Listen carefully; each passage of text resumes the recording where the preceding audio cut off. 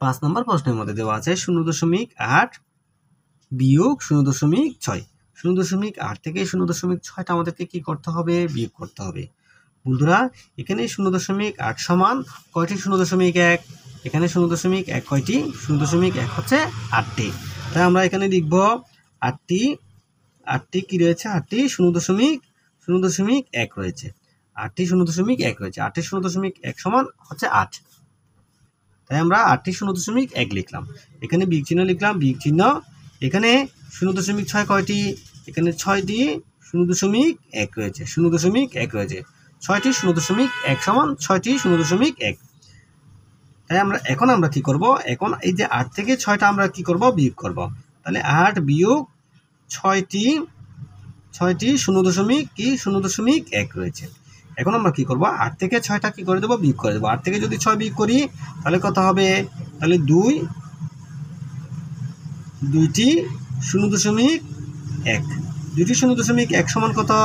0.2। 2টি 0.1 সমান 0.2।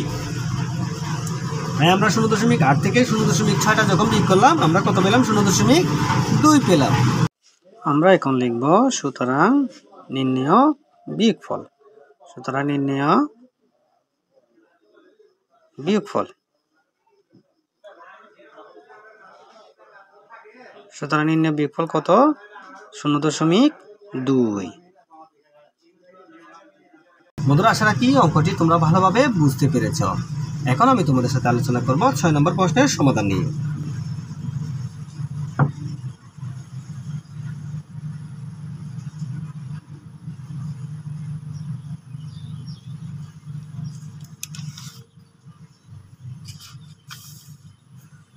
ছয় নম্বর প্রশ্নের মধ্যে দেওয়া আছে 0.7 বিয়োগ 0.2। বন্ধুরা এখানে 0.7 মানে হচ্ছে 0.1 কয়টি? 0.1 কয়টি? 0.1 হচ্ছে 7টি। আমরা এখানে লিখব 7টি 0.1। বন্ধুরা 7টি 0.1 সমান 7, অর্থাৎ 0.7। তাই আমরা এভাবে লিখতে পারি। এখানে লিখব বিয়োগ, এখানে 0.1 সমান 2টি 0.1। 2টি 0.1। এখন আমরা কি করব? 7 থেকে 2টা বিয়োগ করে দেব। তাহলে 7 বিয়োগ 2টি 0.1। তো এখন আমরা কি করব? 7 থেকে 2টা বিয়োগ করে দেব। 7 থেকে যদি 2টা বিয়োগ করি, 7 থেকে 2 বিয়োগ করলে কত হয়? 7 থেকে 2 বিয়োগ করলে হবে 5। তাহলে 5টি 0.1। তাহলে 5টি 0.1 সমান 0. কত হবে? 0.5 হবে। আমরা লিখব সুতরাং নির্ণেয় বিয়োগফল। সুতরাং নির্ণেয়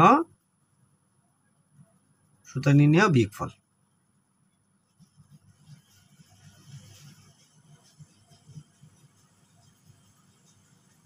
সুতরাং নির্ণেয় বিয়োগফল 0. কত? 0.5।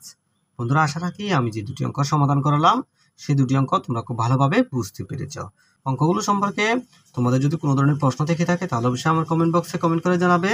তোমাদের কাছে যদি আমার অঙ্কটি ভালো লেগে থাকে তাহলে অবশ্যই লাইক, কমেন্ট এবং শেয়ার করতে ভুলবে না। পরবর্তী অঙ্কে তোমাদের সাথে আবার দেখা হবে। ততক্ষণ পর্যন্ত তোমরা সবাই ভালো থাকবে, সুস্থ থাকবে। আল্লাহ হাফেজ।